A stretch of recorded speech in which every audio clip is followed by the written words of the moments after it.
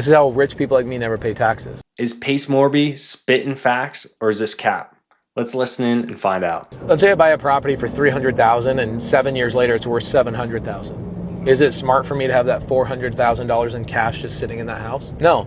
So what you do is you go to a bank and you go, I want to do a refinance, and you get a new loan, not for $300,000, but you get a new loan for like $550,000. Why? Because then I get to pull a chunk of my money out. But is that income? It's not income, it's a debt. I'm getting a new loan. Who's paying the loan now? The tenant. So the tenant sits in there, I refinance the loan, and I don't make that payment, the tenant's making the payment.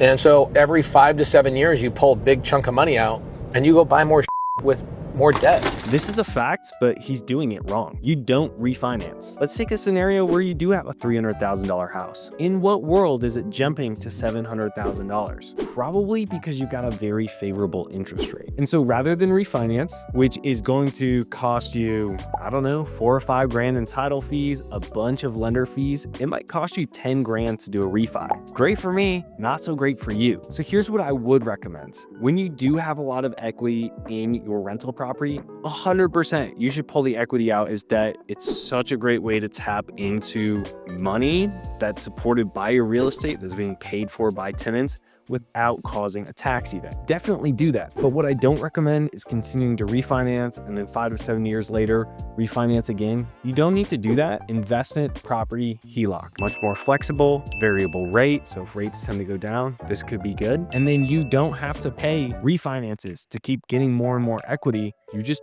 always got access to equity over time. The only time I would really recommend doing a refinance is when we've got a very favorable long-term rate that you want to make sure you lock into.